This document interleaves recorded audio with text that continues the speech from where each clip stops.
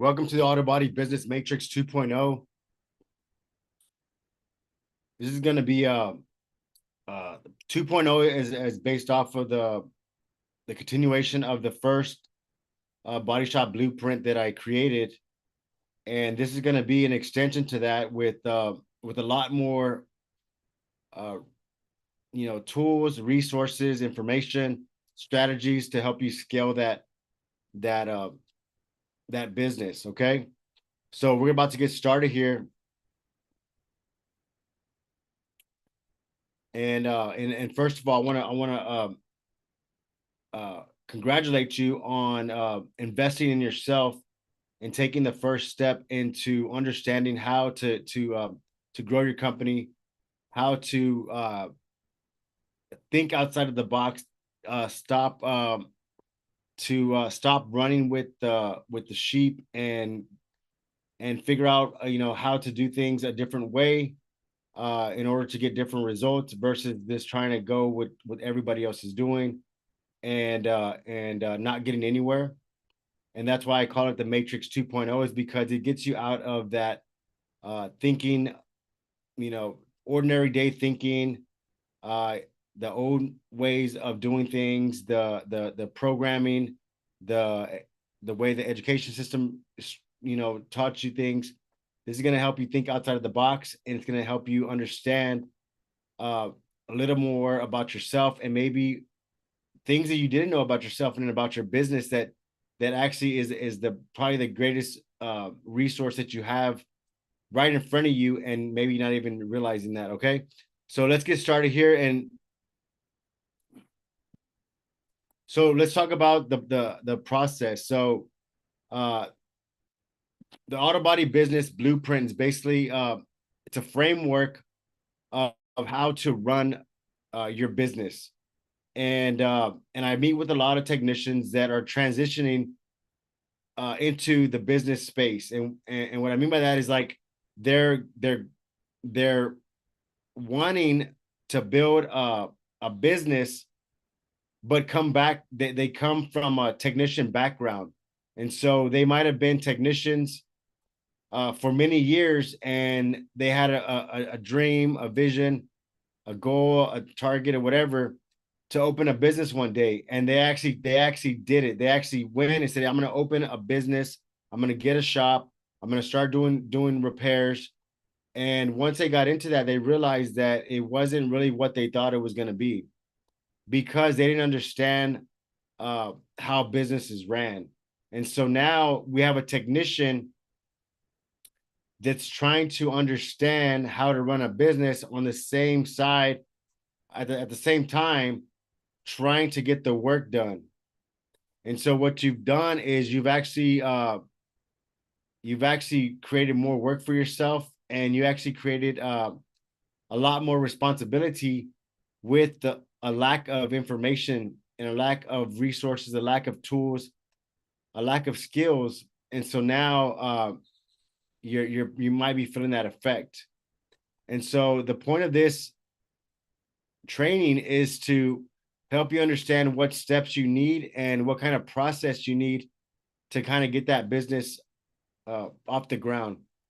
Most technicians come from a hands-on approach, and if you ask any technician on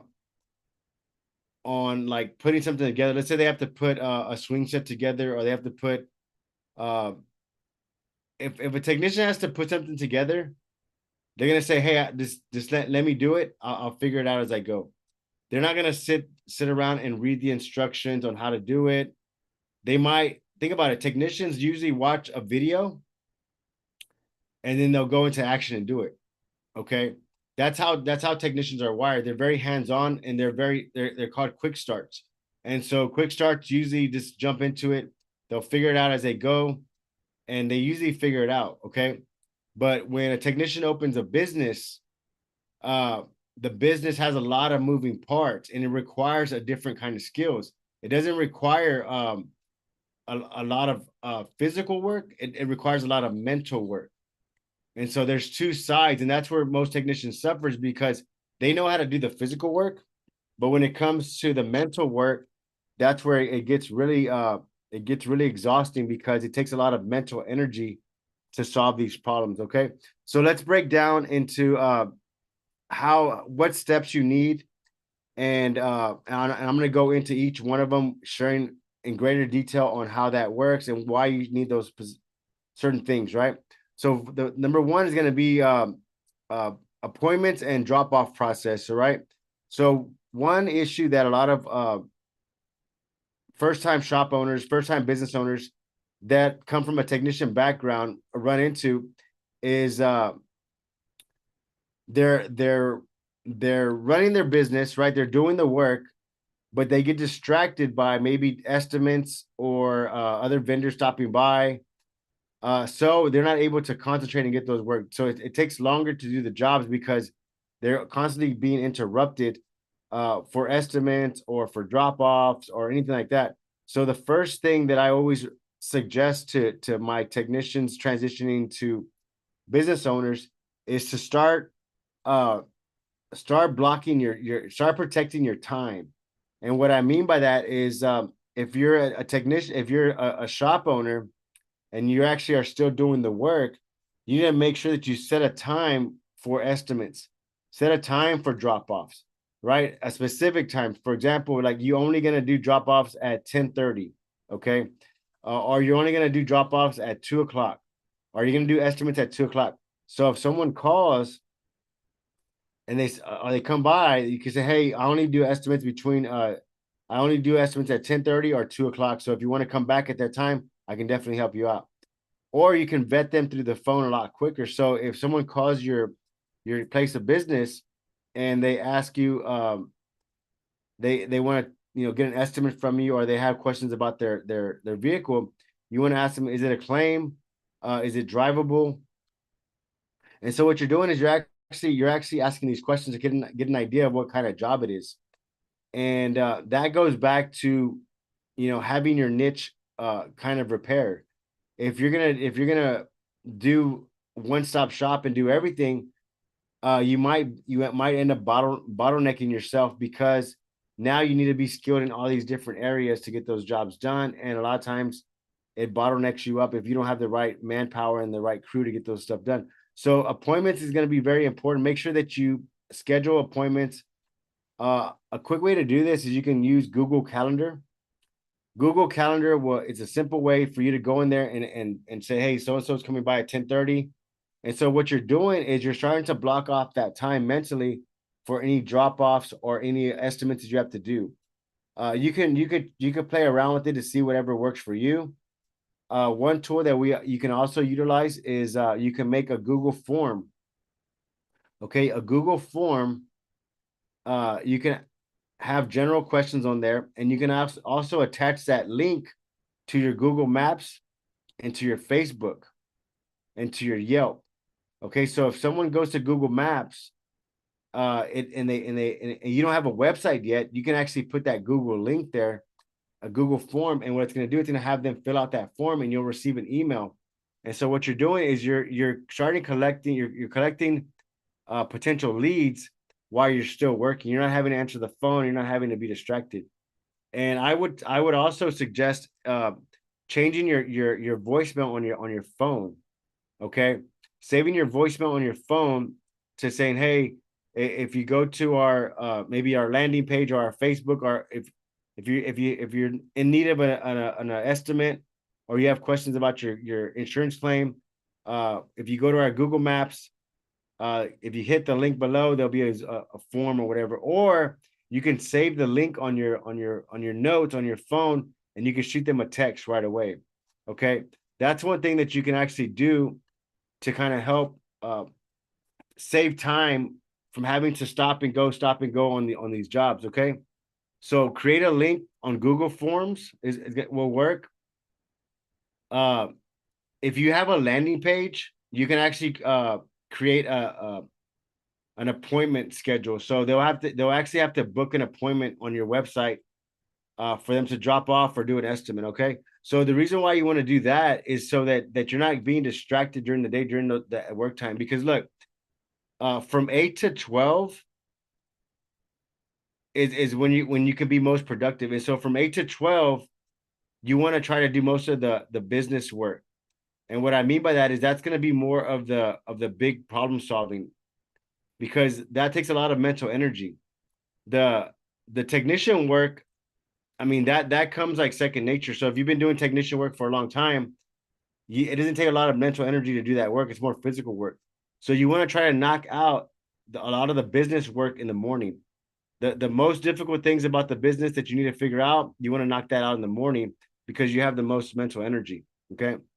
Um, the estimates process, if you're following on our webinar, on our training, the estimates process, you shouldn't, if you're independent shop, you shouldn't have to be doing estimates if you're trying to focus on doing insurance claims, because the claims will come with an estimate already. So there's no point in you doing any estimates if it's a claim.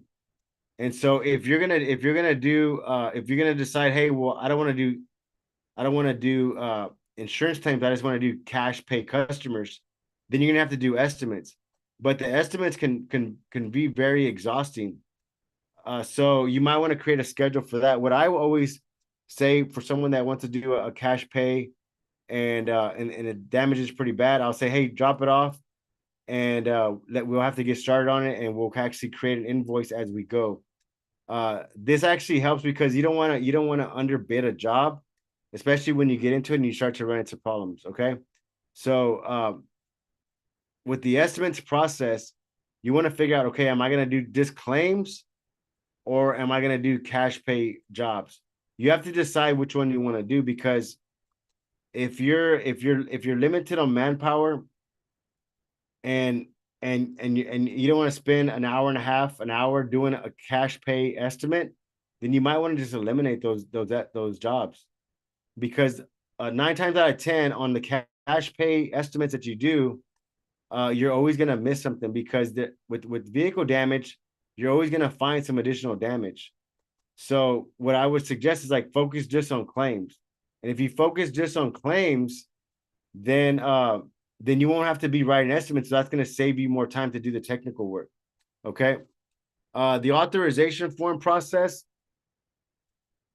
that we're on the step 3 authorization process, is going to be very important for drop off, and for the drop off. Let me get an icon here for the drop off. There it is right here. For when a customer drops off their vehicle, you want to make sure that you have an authorization form for them to sign. Okay, the authorization form is giving you permission to do the repairs on that car, and it's also giving you permission to accept payment from the insurance company. Okay, and the reason why you need this authorization form is because if a customer drops off a vehicle, and the communication wasn't clear, maybe you thought they said go ahead and get started, and they said no, not yet. There's gonna be a lot of conflict towards the end of that job because there was no authorization form signed. A quick way you can do this as well, if the customer doesn't have time to drop off, I mean, to go physically and sign it, you can actually email it to them and they can PDF it back to you. So you can send them a PDF printout of it. They can sign it, fill it out, and then they can send it back. What's cool now with technology is you can send a PDF form when they open it on their phone, or their computer. It's probably going to open it in Adobe, so they can actually fill it out, sign it, and send it back to you. So the process, so everybody should have an authorization process, whether it be you create one, or whether you go buy one from Office Depot, or you order someone on Amazon. If you order someone on Amazon, just type in auto repair authorization form. And on that authorization form, you can actually write additional notes on there if you need to. Okay. The check-in process. So the check-in process basically is going to be for you to document the vehicle right when it comes in. The reason why it's important for you to document it right when it comes in is because you want to make sure you document how that vehicle came in. And what you're looking for is any additional damage. You're looking for anything inside the vehicle. For example, any personal items. You want to take photos of the mileage, the gas, the radio stations, the exterior, the interior, the trunk, as much as possible, just so you have that documentation. Okay. Also, too, if you're during the repair process as they're disassembling the vehicle, you can also take pictures as well. For example, if the front end is really bad, if it was a pretty bad accident, you could take the photos of that front end, because when a technician goes back and put it together, they'll have something visual to look at. You'll have those pictures of how things go, or what, maybe little brackets and stuff like that. So that's always going to be very important. The check-in process is going to be very important. You always want to include your scans on that. If you don't have a scanner, I would suggest getting a scanner. The purpose of the scanner is is it gives you a printout of any codes that are on the vehicle currently. So whatever codes are on the vehicle, you want to have it documented, because it'll also show any passcodes. So for example, if a customer brings in a vehicle and there was an engine light on before, it'll show that it was on before. And also, like, if there wasn't an engine light on before, you can actually show that to the insurance, says, hey, this is a current code. We need to make sure that we get it checked out. And so what it does, it takes some of the liability off of you, because now you have some documentation showing that the code did come on because of the accident. Okay. That's the check-in process. We're moving on to the insurance details. The insurance details is going to be for you to gather the estimate from the insurance company. Okay, you're gonna have to call them, or if the customer has it, get the copy of the estimate. Okay. Um, the best way to do this, and maybe you're not really at that level yet as the business owner, but it's always better to get the original estimate, copy that estimate into your estimating system, whether you're using CCC, Mitchell, or WebEst. You wanna mirror that estimate into your system. So basically, you're just copying it over, right? Once you copy it over, you're actually gonna lock the estimate. Mhm. So you lock it so that way, moving forward, if any changes are made, you're gonna be able to see the additional changes. So, for example, if the estimate was 1,500, right, and you go in there and you mirror it and you lock it, when you go back and add the additional damage, it's going to show 1,500 original, and it's going to show 500 supplement one. Okay, so whenever it has a supplement one on there, that's what you submit to the insurance company, so you can get that supplement payment on that. Okay, but you have to have photo documentation of the damage. So the reason being is you don't want to just send a supplement to the insurance company, and they're trying to figure out what you're talking about or what's the damage. The communication is going to be very fuzzy, and you're probably not going to get paid on that job. Okay. Uh, the blueprint process, we're not here on line 2. The blueprint process is going to be of you going over the vehicle completely as it's disassembled, and adding any additional damage to that, adding labor time, making sure that you're getting uh, look to see if there's anything special about the repair that needs to happen, right? For example, like um you on some vehicles, the quarter panel, the lip is rolled in the back, so you can't just use a used quarter panel on some vehicles. And it actually says that in the P pages. Okay, what the P pages are, those are the repair procedure pages that they give you more details on what needs to happen for that job to be done correctly, right? For example, if you're replacing the left front rail on a vehicle, right? If you go to the P pages, it's going to say, hey, this is what's included and this is what's not included. So by looking at that, you can add that to your estimate as a supplement. Okay. Once you get the blueprint, all your photos in there, once you get everything, all your item lines on there, then you want to submit that supplement to the insurance company. Okay. Uh, Usually what's going to happen is you're going to submit your supplement with photos. depending on the insurance company, they might not even look at your estimate. They might just send someone out. Okay. Uh, but you can pretty much I can pretty much be sure that if you send a supplement over, they're always going to kick it back with less time on there. Okay. So you got to be very, very try to be as accurate as possible on how much damage it needs, how much repairs it needs, and actually what it needs, because the insurance is going to come back and they're going to try to shoot you down lower and lower and lower and lower. Okay, what I usually do is we'll submit a supplement, right? As soon as we get it back, we'll review it. Okay, because a lot of times what will happen is they'll put vendors on there that might not have those parts available. So you got to make sure you call those vendors and say, hey, is this part available? And if it's not, you got to get an out sheet or something. An out sheet is basically them sending you an email saying the part's not available. Or they'll say, hey, say that use my name. So then you submit another supplement to the insurance company and you say, hey, so and so said this part's not available. So then they'll probably have to go with a OEM part, right? But a common mistake that a lot of people make is they'll get the supplement back and they won't call the vendors to see if the parts are available. Okay. Always call the vendors to see if those parts are available, because a lot of times they're not available. And because they're not available, that's going to give you the out sheet to go get the OEM part and to get the money for that OEM part. Don't just always call the vendor first to see if it's available. Okay. Ordering parts, the parts order process. So there's different ways to do this.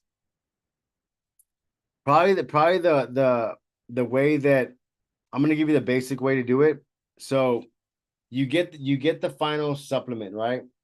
Probably the best thing to do to get on the parts is to go through the estimate, and you're gonna maybe with a highlighter highlight the parts that you're gonna order. Okay. Uh, on that same estimate, you're gonna write next to the part the vendor and then the ETA on that, and maybe even the price. Okay. This is gonna be very like this is more like if you don't have the system in place, if you don't have the estimating system or the management system in place, this is gonna require a lot of writing. Okay. You want to go down that estimate and you want to just put, okay, who's the vendor, when is it coming, and how much it is. Okay. A common mistake that a lot of shop owners make is they won't order all the parts at once. So they'll order one part this day and then and what's happening is you're having to go back and forth to that estimate. So the best thing to do is order all the parts that you need in one time. Just order everything you need and then tell the vendor, says, hey, uh only send me all the parts once you have them all. Send them all to me at one time. Don't send them individually. Send them all to me at one time. That way, whenever you get those parts, you can check them in. Make sure you check them in, because look, if you're ordering aftermarket parts, they got real strict. They have maybe like maybe you order the parts, you don't check them in, and then you wait till the technician is going to start working on the vehicle to look at those, and it turns out that the wrong parts. Okay, then you go and try to return them. A lot of aftermarket companies they won't give you instant credit. You have to send the part back. They'll look at the part, then they'll put credit on your account. Okay, that means that you're gonna have to pay for that part again. So to avoid that, take some time and check in those parts. If you don't need them, send them back. If they're damaged, send them back. Because you want to make sure you're playing a little bit of defense on your money right there, because you don't want them to pay for all these parts. Then it turns out the technician gets started on it, and then they're the wrong parts. You have to return them. They're not going to give you instant credit. They're going to credit your account. So now you're having to buy that part twice, and it becomes a mess.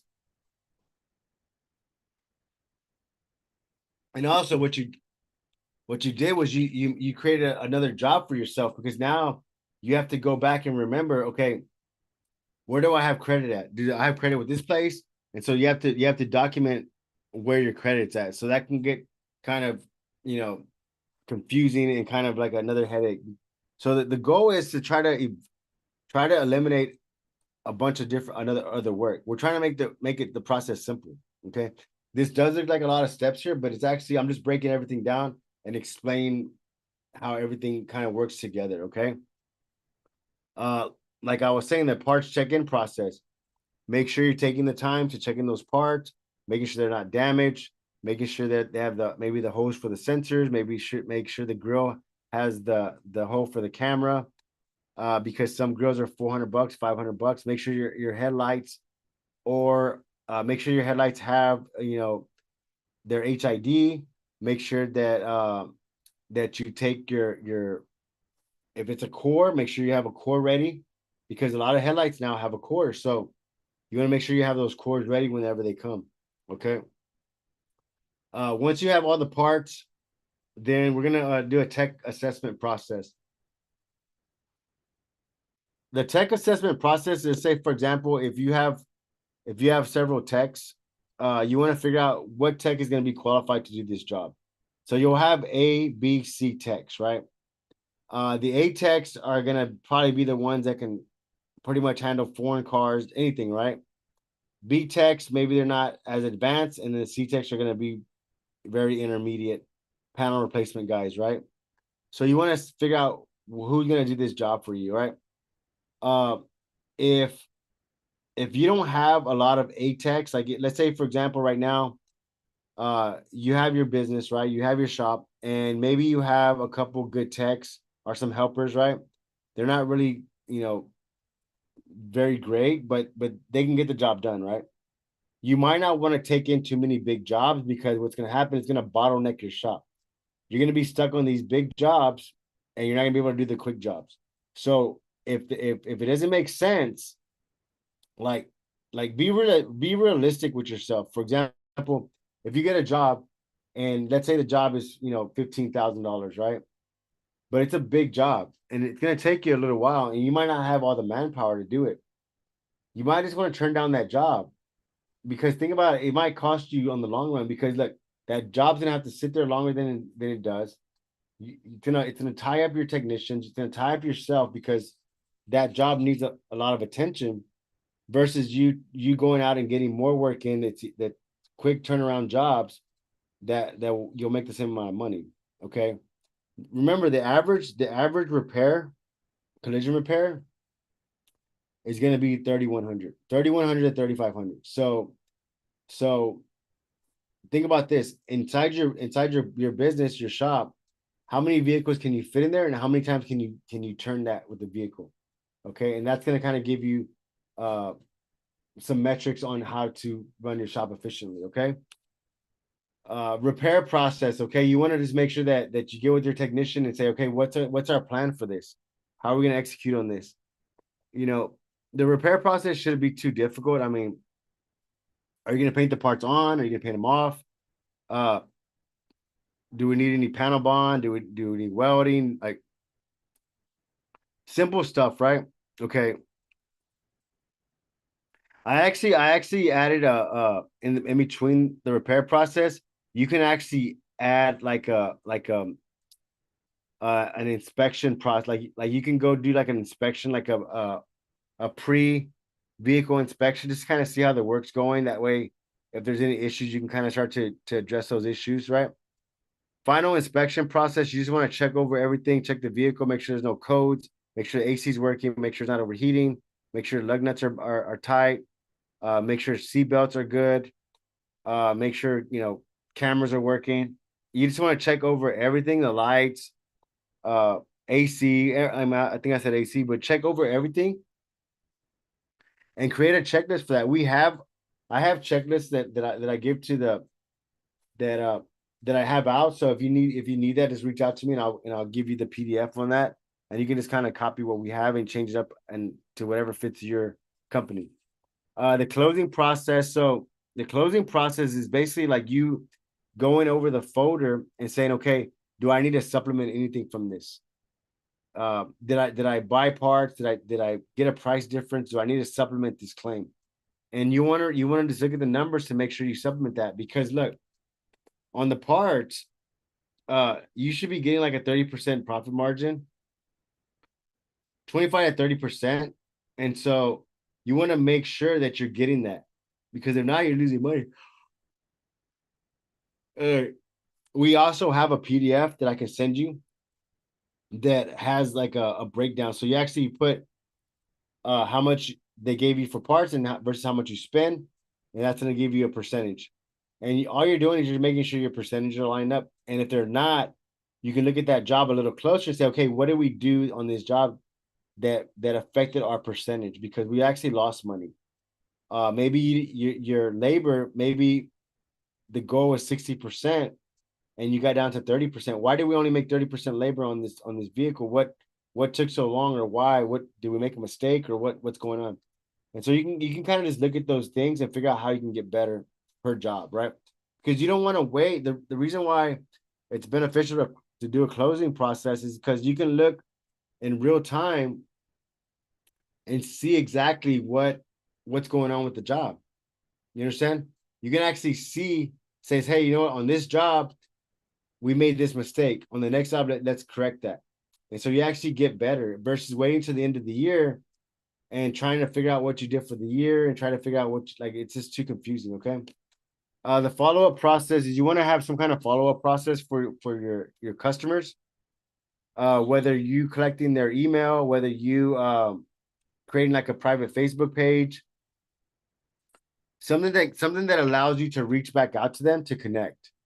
You want to always make sure that you're collecting that data uh, to do a follow-up process. One thing that we do is we make sure that as the vehicle is getting ready to close, we write a card. We have a script that we write everything out, a thank you card, and then we get everybody to sign it. It goes in the folder. So as the vehicle gets closed out, the thank you letter gets sent out. Okay. So that's the first part of the auto body business matrix. Okay. 2.0. This I'm gonna go into a lot of different things here. I just wanted to break that down to start. Okay. Uh with this training program, you do get access to me. So you do get access on to ask any questions on any of these areas. And I actually have additional training for certain parts because they do require additional information. Okay. For example, like the marketing, how are you going to do the marketing? How are you going to position yourself in the marketplace? How are you going to get vendors? How are you going to work those things out? We actually have additional training for that as well. Okay. Let's go to the second portion of this. Uh, so the war room, the daily huddle, my favorite. Uh, the war room is going to be very important, and maybe you don't have to name it the war room. Maybe you can name it something else. Uh, but what it is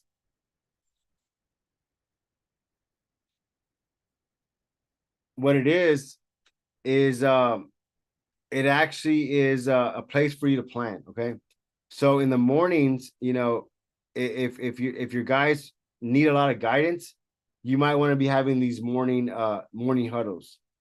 Okay, the morning huddles is basically is who, what, when, where, how. Okay, um, and or you can have something like on the diagram here on the left side where they have the post-its. Maybe those might be the jobs that need to go out.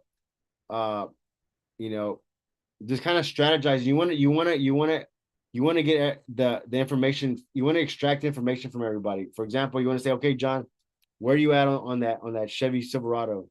How much longer? Uh, is there anything else you need? Is there any reason why we'll be delayed on it? Right. So anything that might be important and that might cause the job from moving forward, you want to make sure that you get that out in the open. That way the vehicle does get completed on time. Okay. War rooms have been around for a long time.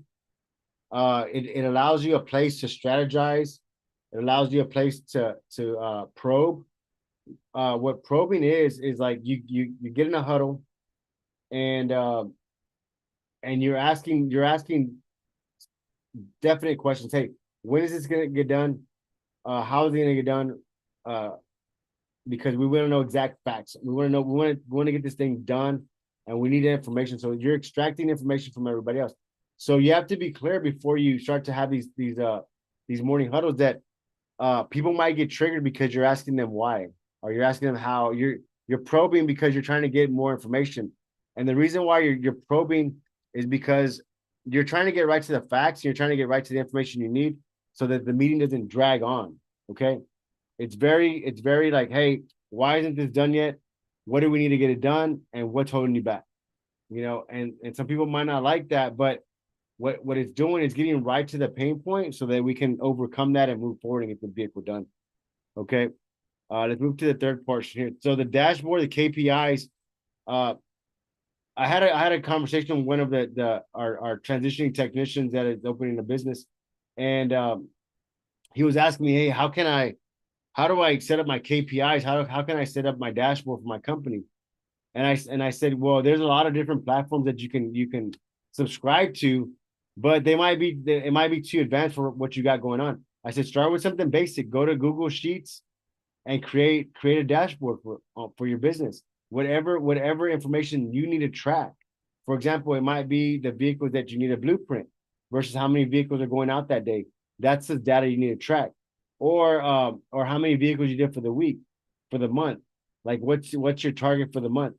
So that way you can actually visually see it, and it actually gives you something to focus on, so you're moving forward. And this helps a lot because like in our warehouse we have a huge monitor, and the cool thing about the Google Sheets is you can actually share that link. So you can actually, other people can see that link. So you don't have to have like this crazy setup. So what we have is we have a smart TV outside that connects to the internet, that we log into the email, and whenever you're on the email, you can go to Google Sheets, and now everybody can access that information, and it changes in real time. So by changing in the office, it changes outside. You can do a bunch of different things with the Google Sheets. You can do graphs, you can do charts, you can do like, you can put formulas in there so where it's actually working for you. So this is kind of an example of what that looks like, but I highly recommend starting off with Google Sheets and creating yourself a blueprint, not a blueprint, but a dashboard for your company. And you don't have to try to master it the first time. Just get started, play around with it, see what information is valuable to you. If it's not, then remove it. Just stuff like that. Okay. Let's move on here. The culture, right? The culture is going to be very important when growing your company. And just like, I mean, this is a common mistake that a lot of first time shop owners make, is they want to take on any job they get, and they're willing to hire anybody. Okay. So let's slow it down a little bit and say, okay, what jobs do we want to focus on, and who do we want to work with? Okay. Because look, I can tell you right now, if I will hire someone that has a positive attitude, that's coachable, that wants to better themselves, that that's reliable, then a technician that's a badass, like he's very good, but he's not dependable. He has bad habits. He doesn't listen. Like yes, he's good, but like the other stuff, it's gonna waste too much energy. It's gonna waste too much mental energy. That's why like a lot of big dealerships, you'll go in there and they'll have a bunch of toxic technicians because they're just there for the money. They don't give a shit about the company. They're just there. They're there to get a check, and that's it. So in order to build a thriving company, you got to make sure you're finding the right people, and it's gonna take a while. Like, you're gonna have to go through several. You're gonna have to interview and talk with several people before you find the person. And maybe you're one that's like, well, I'm not good at interviewing. I've never done that before. What I would always do is I'll say, hey, uh, you want to work for a day or two, just to kind of try it out. Like, you can do a practice run, and we'll work together and see how you work. And you can get a lot from seeing someone how they work. and if they're going to be able to add value to the company. Okay, so you can always do that, and make sure you're clear about what your expectations are up front. Say, hey man, you gotta be on time. We don't allow vaping, we don't allow AirPods, we don't allow ratchet music, we don't allow drugs, we don't allow weed, we don't allow this. Uh, if that's gonna be an issue, like let's just not do it at all. You know, and so being clear on that, it kind of it helps out. You know what I mean? It helps out, and you have to also be clear, like, hey, you know, this is not a get rich quick job. You know, you're not gonna, you know, it takes a while for us to get the momentum going, for us to get familiar with how you work, us to get familiar on, what jobs you can do, what you can do, how you can add value to the company. So there's a lot of different things there. So I put some bullet points here that you can actually kind of go through as yourself, right? This is the bonus material, okay? So this is the bonus material that I want to give y'all.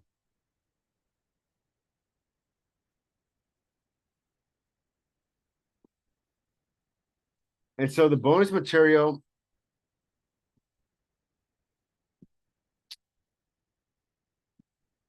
is going to be I want y'all to kind of take this information and run with it. Take this information and run with it. Okay.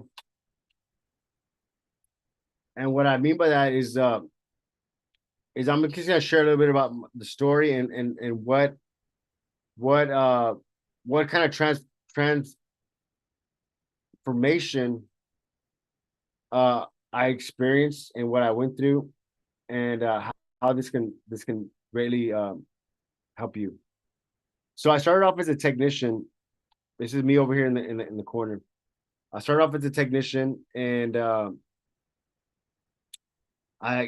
started to do well. I was like working all the time. I was doing a bunch of jobs.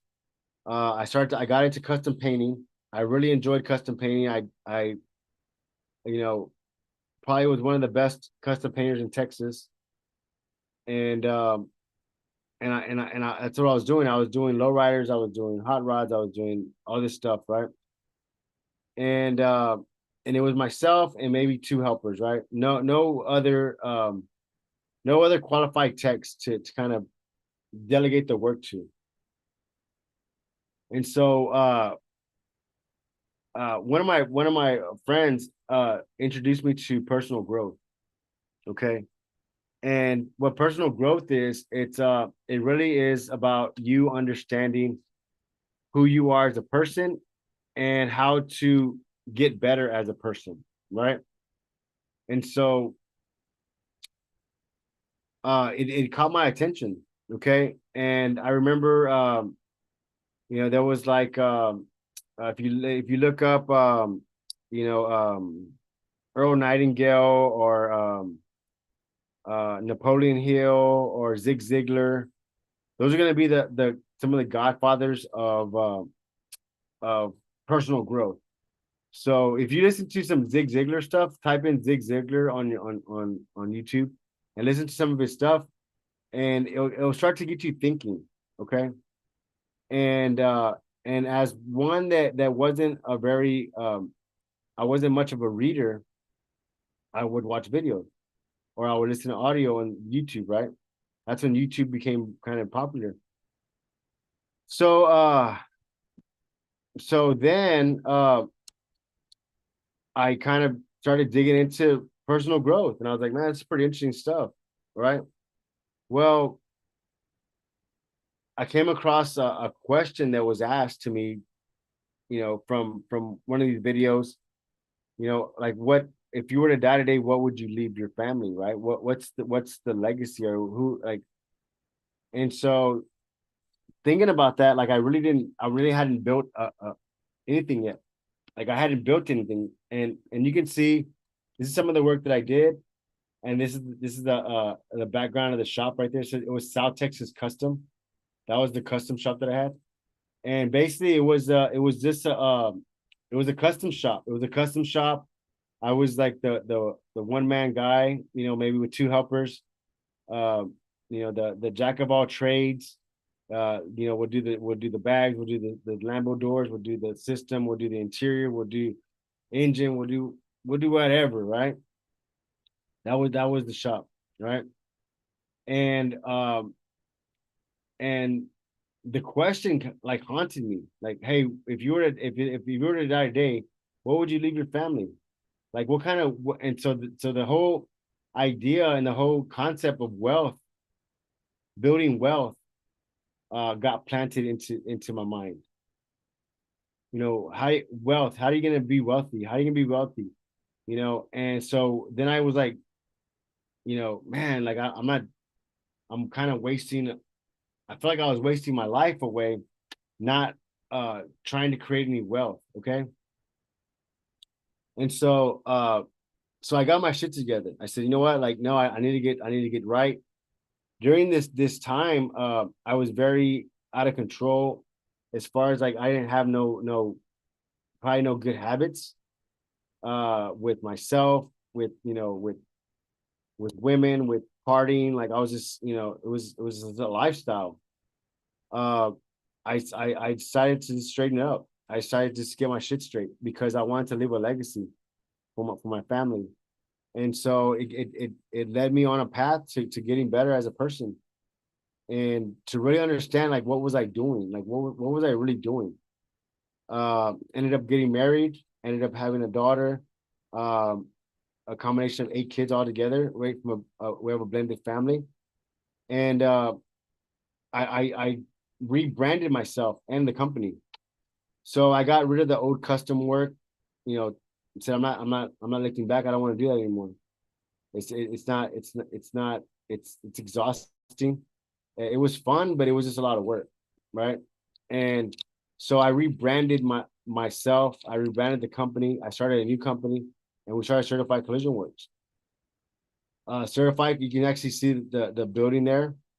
We transformed the building. We transformed everything, and we said, you know what? We're just gonna do insurance claims. That's all we're gonna do. We're not gonna do custom work. We're gonna focus on. And so that was the first transition part of it, right?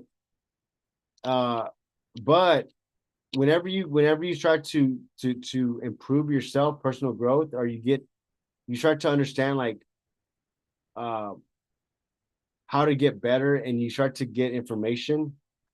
Uh, the information only kind of makes you want to get the more information because you're learning these things and you're applying them and they're working.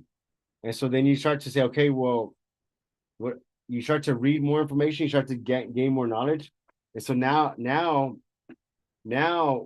you're just growing, you're constantly growing and you're getting better. And you see the results of that through what you're producing. So your outcome, you see what I'm saying? So then let's move to the next one. The business, the business, a business is a vehicle. The business is a vehicle to get you to something else. Okay. The business is not the final destination. The business is not the goal. The business is the vehicle that'll get you to the final destination. And let me tell you why. Because in order to get to your final destination, you need money, you need people, right? Okay. So the business will provide the money, okay? But in order for the business to provide the money, you need the people to get you to your target, to get you to your goal. You understand? So the business is the vehicle. The business is the matrix. The business is the 2.0 matrix that gets overseen, that's not really there. It's there, but it's not there. But it's like, what is like? This is it. This is the business. Like, What is the purpose? Like, I want to open a business, but why do you want to open a business? Well, because I want to have more time. Like, because I want, I want to be my own boss. That's what everybody says, right? But is that an illusion? Is that really the truth? Right? So what is the business? What is the purpose of the business, right? The business is to get you something bigger, way bigger. So look, the business, there's different ways to do the business.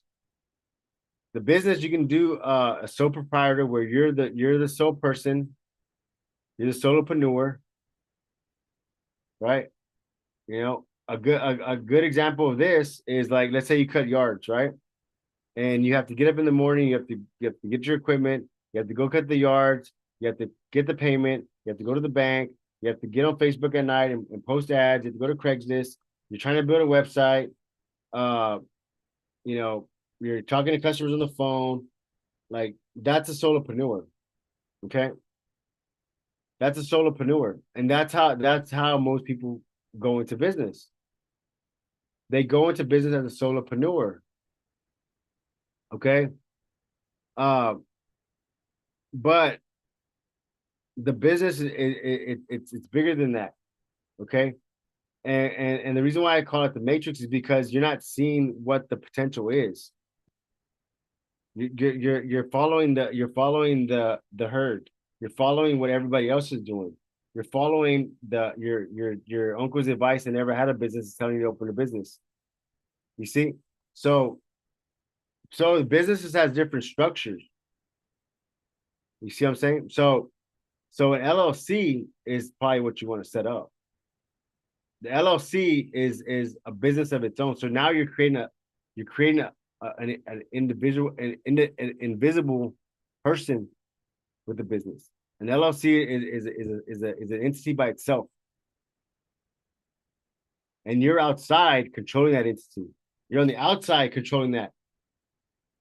You understand? So you're controlling the business versus the business controlling you. You understand? So it gets a little bit confusing because you're like, what do you mean? Like, how is the business? How is the like what I understand? Okay. Whenever you create an LLC, you're in control of that business, but you're not the owner of the business. You're the operator of the business. You're the manager of that business. But that business has its own thing. You're just controlling that. That's why it's a matrix, okay? But now, okay, so now we have the business, right? And so now we got to get people because we need the people to help us generate the money so that we can go for the bigger targets, the bigger vision, the empire, the family wealth, the dynasty. Okay. So now we say, okay, well, what is this business going to do for us? Because now we got to make sure that we have the people, but now we got the money. So how do we get the money to work for us? You understand? How do we get the money to work for us so that the 10,000 that we make is making us money for years and years to come? And the more you do that, you're breaking out of the mold. You're breaking out of the cycle. You're going into new territory. Okay. So the territory that you're breaking into is real estate. Because now the business is the vehicle that's producing the income that's allowing you to make these bigger moves. You see what I'm saying? So if you have a business, okay, and the business is generating income for you and you're using that income, you don't have a bigger plan. You're going to be in business for maybe 10, 20 years, and then you're going to get burnt out and you're just going to close it. All right. But what if you had the business for 10 years or maybe 5 years, and because you said, okay, I'm going to use this business to buy a piece of real estate that's going to generate cash flow every month. Okay, so now what you did was use the business to buy a piece of real estate that's giving you, $5,000 a month, cash flow $5,000 a month from the business. So now you just added 5 grand additional to your income a month, and you still have the business. Then you go do it again, but at the same time, you're making the business better. You're making the business faster. So what took you 5 years is now taking you 2 years. Do you understand what we're doing? We're breaking the mold. I'm showing you how the matrix works. And so the business then becomes an ATM. But in order for it to become an ATM, you have to improve it.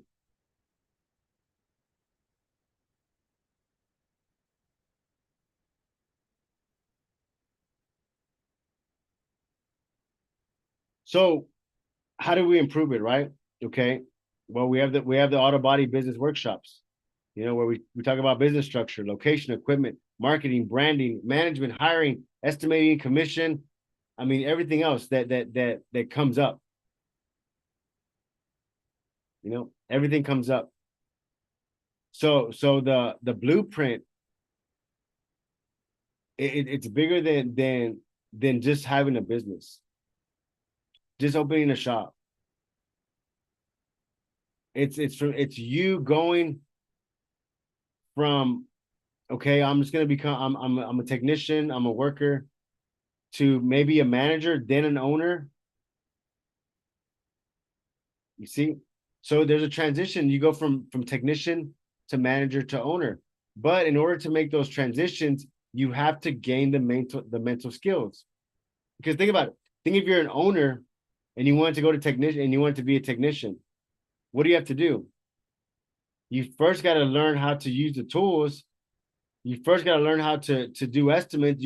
So you see, it's like you're going backwards. So the thing is, like, as you go from the bottom up, from technician to manager to owner, your income increases. But in order for it to increase, you got to increase the skills, your mental skills. That's what we do. That's what I give you. That's the resources I'm going to say, hey, this is the next step. This is what you got to read. This is what you got to study. You got to become better at this skill to play at this level.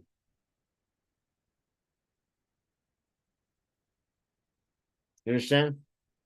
So the Bodyshop Business Matrix 2.0 is breaking down much. Now you see the bigger picture. So my question to you is, like, what is your dream? What is your 1 day dream? Something that like you're like, man, this is a huge dream. It's huge, but I know it probably change the world. It'll probably change the world.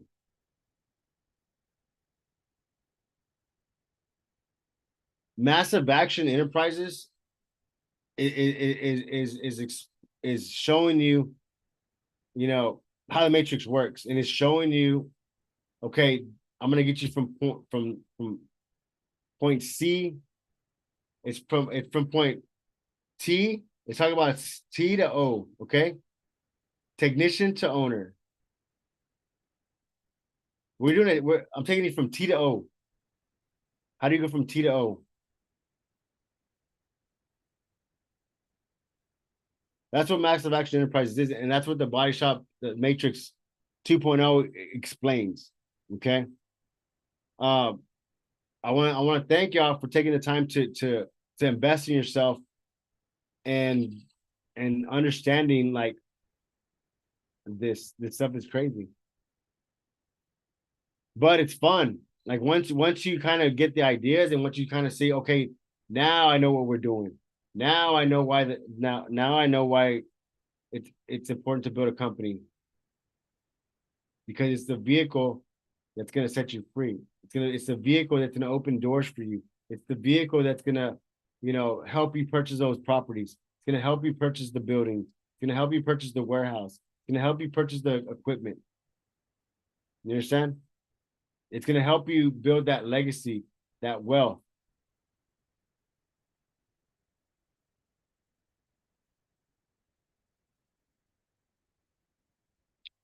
So once again, guys, thanks for watching. And thanks for purchasing the Bodyshop Matrix 2.0. Let me know what you think about it. Message me on Instagram. I will reply. Send me an email. And till next time.